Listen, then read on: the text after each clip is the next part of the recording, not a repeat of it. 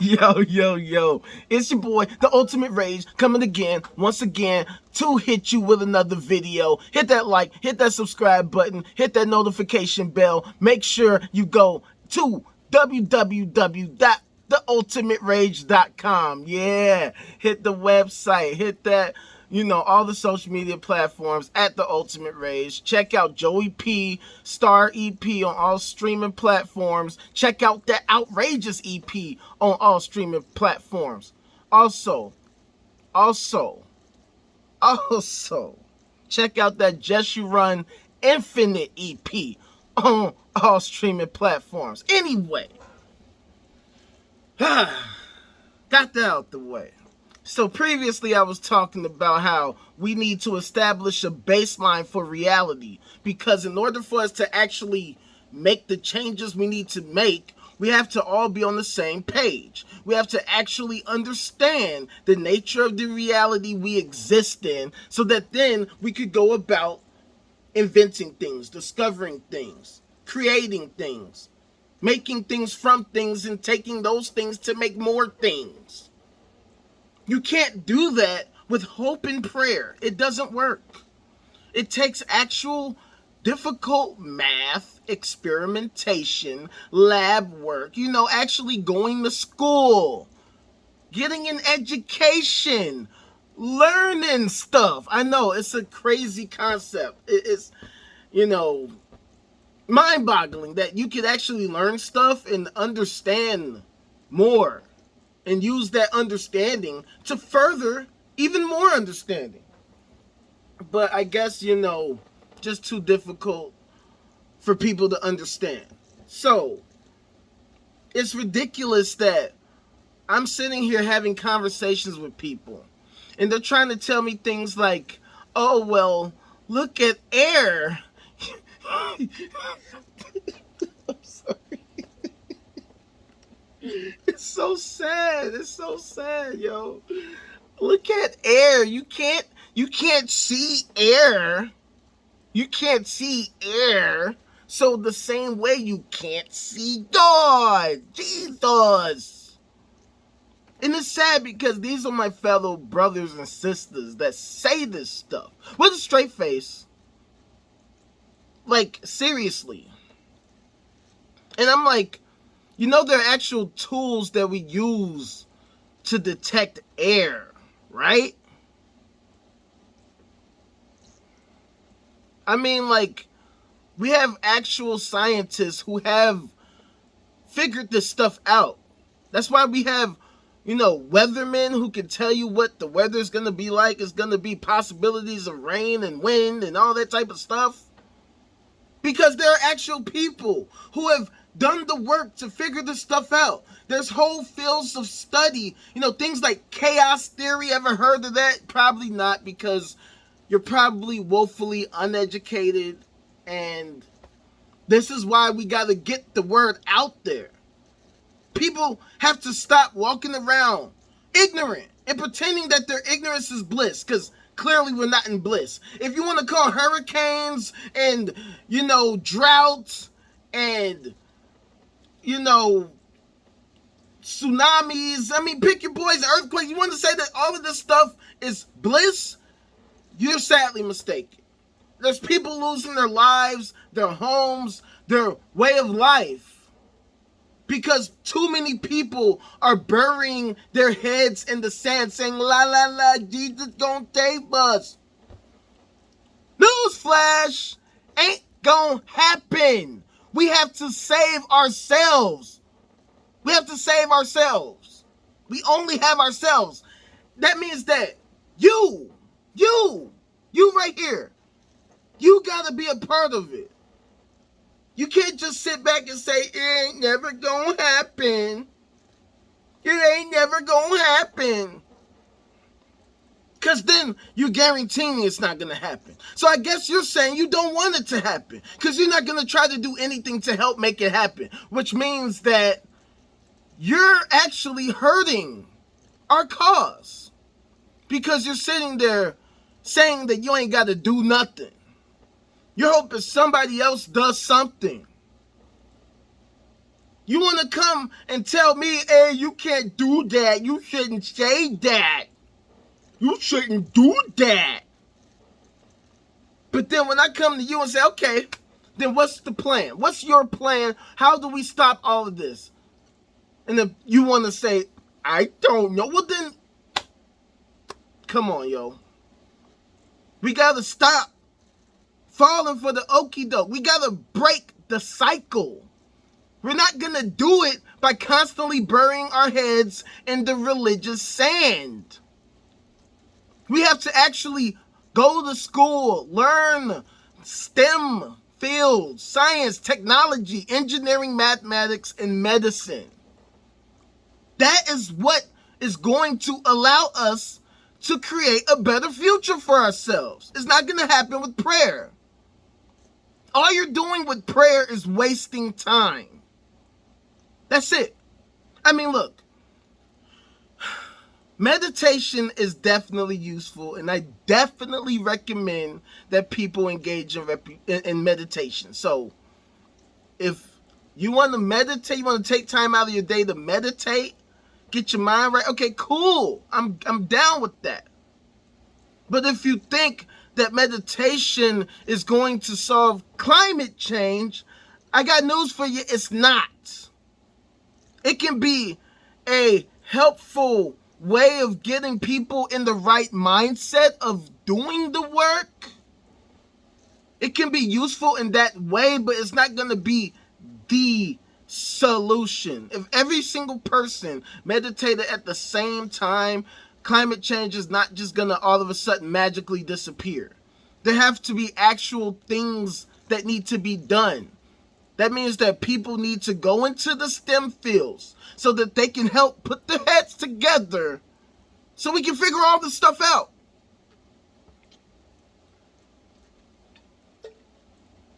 Yeah. Because if you just sit around hoping that it's going to magically change, we're going to be doomed to die.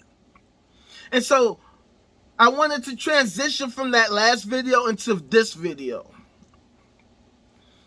Now that I'm talking about being doomed to die. So, before I get into that, I want to talk about what's going to lead up to that.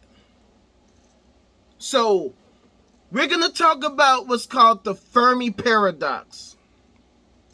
So, there's this famed physicist named Enrico Fermi who, really thought long and hard about this whole alien thing, right? And I know a lot of people are like, what? Aliens? Like, why are you talking about that? Well, hear me out. So, the universe is 13.8 billion years old, give or take. The Earth is 4.5 billion years old. Human beings have existed for about 100,000 million years, something like that, let's just say a cool million, just to be on the nice generous side. Out of 13.8 billion years, that's way less than 1% of that time. But in less than 1% of that time, we went from cavemen to we're on the moon. We're talking about going back. We got billionaires with spaceships. They're going into low Earth orbit. We're talking about actual asteroid mining, moon mining, going to Mars. Things that are actually possible with modern technology. And so the question becomes, all right, that's pretty good information. But so what? So what? I mean, that's cool, but so what? Well, here's the thing. I mentioned the age of the universe, 13.8 billion years old, because that's an extremely long amount of time. Within that time, we have hundreds of billions, possibly trillions of galaxies, galaxy clusters, and all that type of stuff. Each galaxy has hundreds of billions, possibly trillions of stars per galaxy. So we're talking about gargantuan numbers of galaxies, stars, And each star has about 1.6 planets per star. Roughly. So we're talking about gargantuan numbers that are unfathomable. We're talking about like Googleplex type stuff. Give or take. I mean, I'm sure mathematicians tell me, well, no, that's not right. But we're talking about insane numbers. So with that being said, that's why people think it should be a shoo-in that aliens must exist. Like, obviously, all these different planets and stars and galaxies, they should just be everywhere. We should just be seeing, starships and flying lasers, Star Wars style on the regular. But we don't. We don't. Regardless of everything that's happened, all the strange things, all the conspiracies, like, man, I wish I remembered this dude's name. It's tip of the tongue, but like, Bob Lazar. I knew it was Bob something. I just couldn't remember. But Bob Lazar. Look him up if you haven't. Interesting stuff. But regardless of all the stuff, all the movies, all the, alien sites and stories and whatnot, we have no confirmed report of an actual alien sighting of any kind. We got the wow signal. That hasn't been repeated. We got the recent videos released by the Pentagon of this strange UFO. Most astronomers, well, I shouldn't say most, at least a few of the astronomers I respect, like David Kipping of Cool Worlds, he has a video talking about this very thing. And they say that it's mostly probably just light. There wasn't anything special at all. It was just light. And these are astronomers. Like, it's their job to look up there and see what's up there. And not only that, but we have citizens, regular, normal people who own telescopes. I know, it's shocking, right? You can actually go online right now and purchase a telescope. And they got all different types, ranging in price. They got some cheap ones that's like $70-$80, I think, last time I checked.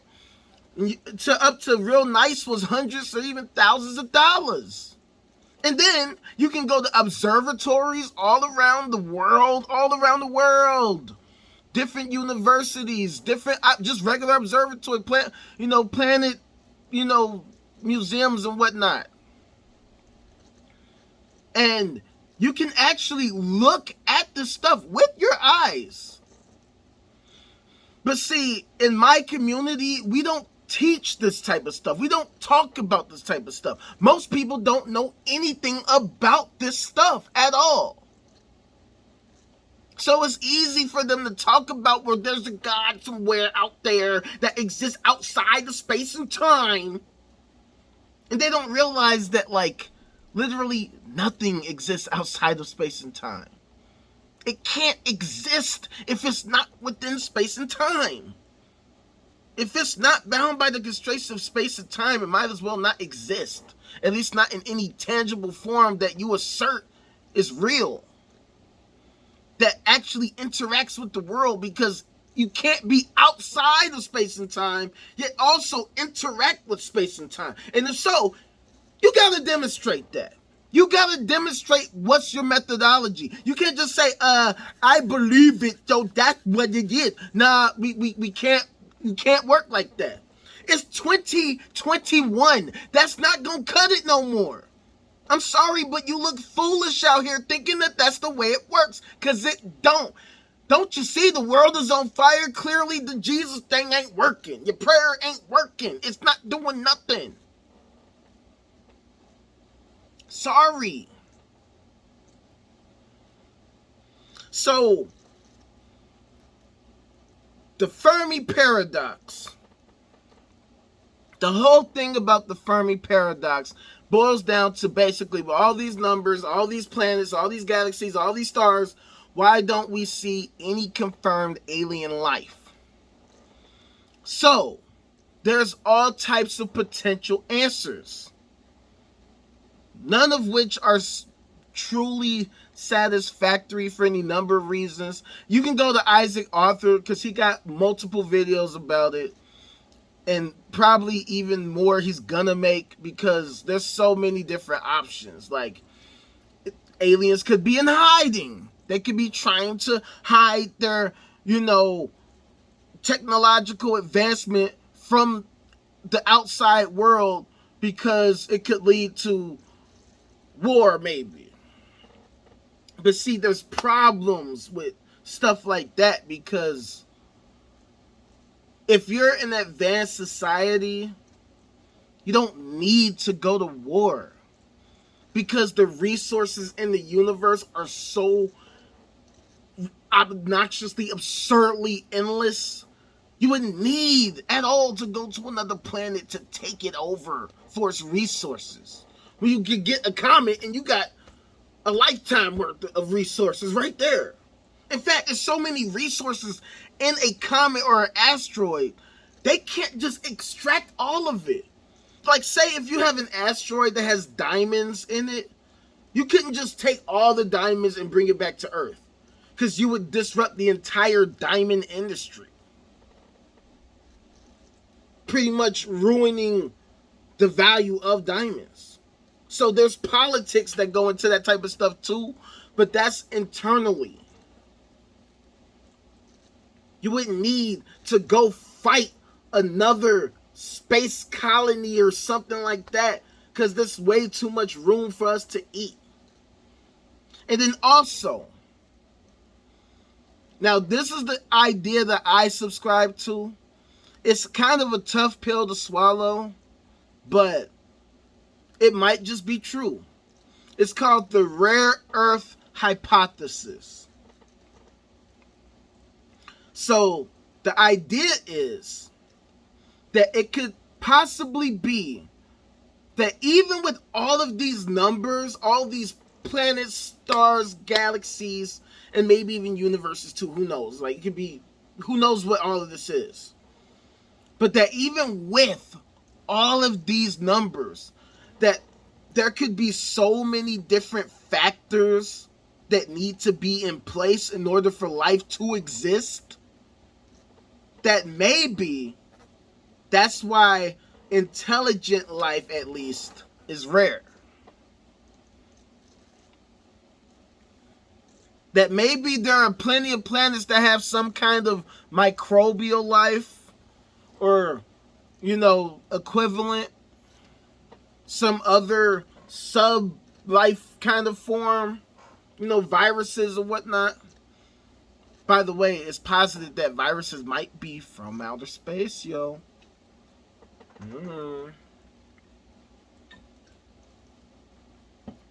But, David Kipping has a fantastic video on Cool Worlds. You should go check that out. Talking about how our sun might actually be one of the rarest stars in all the universe. Because, for one, if I'm not mistaken, I could be wrong, so don't quote me. You can look this stuff up, by the way. Google is your friend. But if I'm not mistaken, our star is like an M-type star, which is actually pretty rare among stars. Stars are usually either big as hell or super duper crazy small. The brown dwarfs. But ours is, like a mid-sized star, which is rare among all the different types of star sizes. But then also, even among M-class stars, or whatever class it is, that even among our stars, our sun's star class, among that class, our star is rare among them, because usually those type of stars have a lot of solar radiation, solar activity. But relatively speaking, our star is actually pretty cool, pretty chill. Not a whole lot of solar activity going on.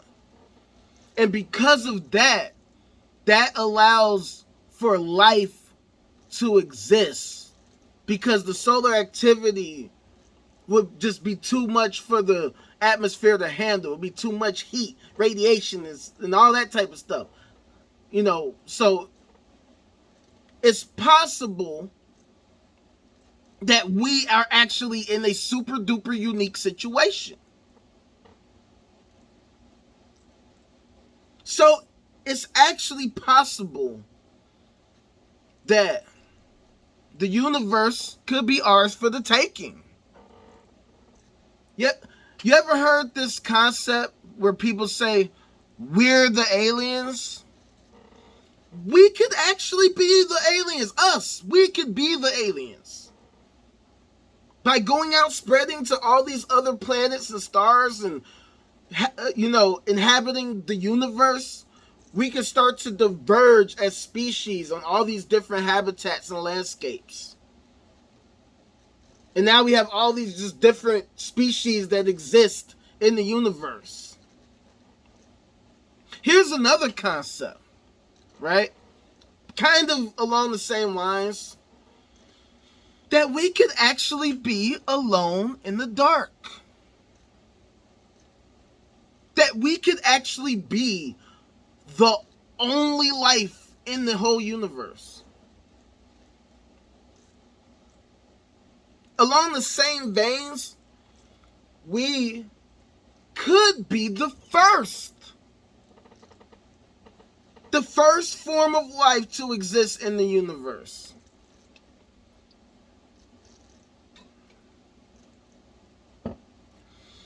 Or maybe different civilizations exist or pop up across time. And maybe the distances are just too vast for us to communicate with these other civilizations, both in terms of space and time. Because mind you, if we're looking at a planet or a star right now, we're looking at it in the past, not in real time. So there could be civilizations out there popped up right now and we just don't see them. It's possible that KIC 8462852 actually is an advanced civilization that's in the process of, building a megastructure.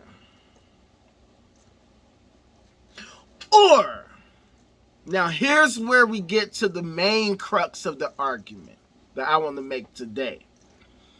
It could be that there are all types of intelligent civilizations. Or maybe even a limited select few. But maybe there's something that prevents these civilizations from reaching a level of advancement that allows them to become spacefaring enough to where they were easily detectable. And this is the concept of the Great Filter. So this is what I'm talking about on my song Come to Be. On my very last 2 bars, I state, my aim is to awaken every patron in the nation before the Great Filtration eliminates us from the face of the earth. So what is the Great Filter? What is the Great Filtration? The Great Filter is the concept that, for whatever reason, civilizations only get so advanced to the point that something prevents them from advancing any further past a certain point. For whatever reason. Maybe civilizations just reach a point of complacency. They get to a point and they're like, you know what, we're good right here. Let's just keep it like this forever. Or, now here's what people don't want to hear. Maybe we can be the cause of our own destruction, or that we can meet our destruction from some outside force. You know, there's different things like, alien invasions and stuff like that. Forget all that. You know, you have stuff like getting hit by an asteroid, a super volcano eruption, nuclear war, famine,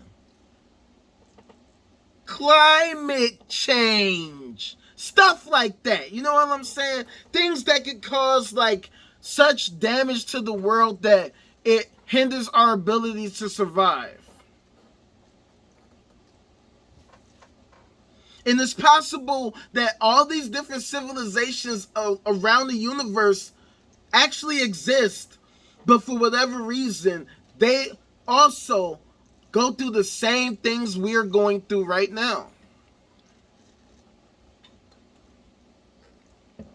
That they have civilizations where they have all types of unrest, wealth inequality, social inequality, mental health problems, health issues, social classes, and what have you. Maybe this is just part of the process of life. Maybe, what if, check this, maybe for aliens to, for life to start emerging in terms of us being able to detect each other across, the galaxy or what have you, maybe these civilizations had to go through these processes. And maybe, that's why they call it a filter, the great filter. That it is so difficult to pass through this filter that only the strong survive.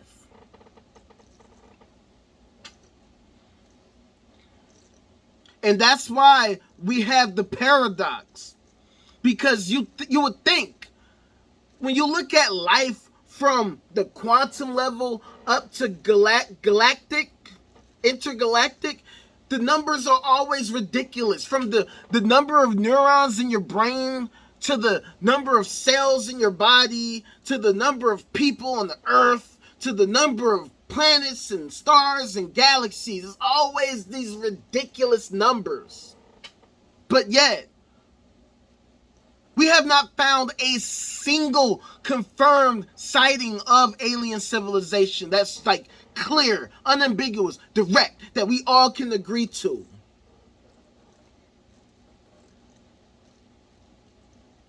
But like I said, maybe this is the test.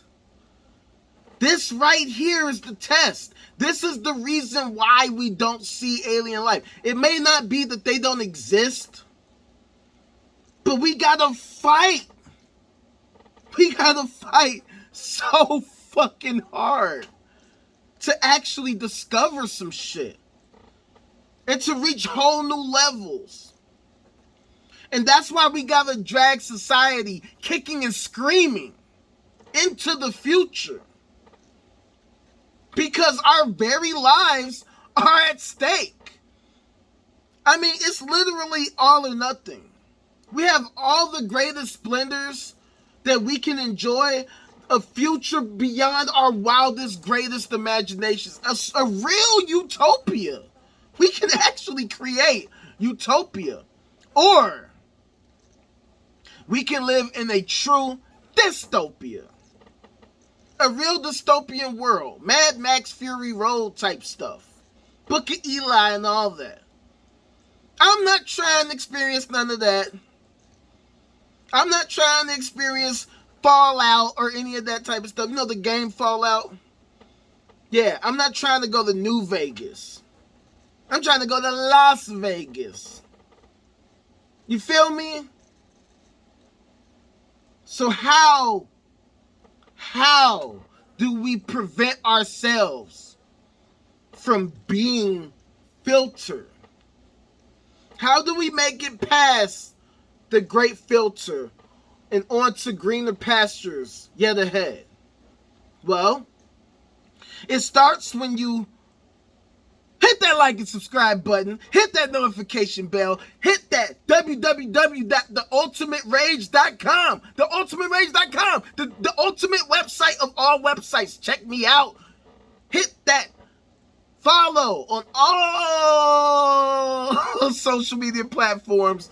Make sure you check out the music, man. Check out the music. Trust me, we're going to keep coming with some more fire. This is the tip of the iceberg. I'm just in promo mode right now. I'm going to hit y'all with a little few new things. A little something. Nothing crazy.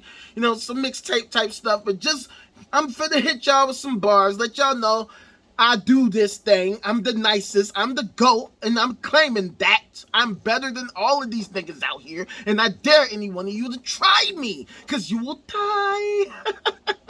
On the mic, you will die. So, yeah. Check out the Star EP by Joey P. Check out the Outrageous EP by me. And check out the Infinity EP by Jexhurun. Check that out. Links will be in the description below. Holla at your boy. Deuces.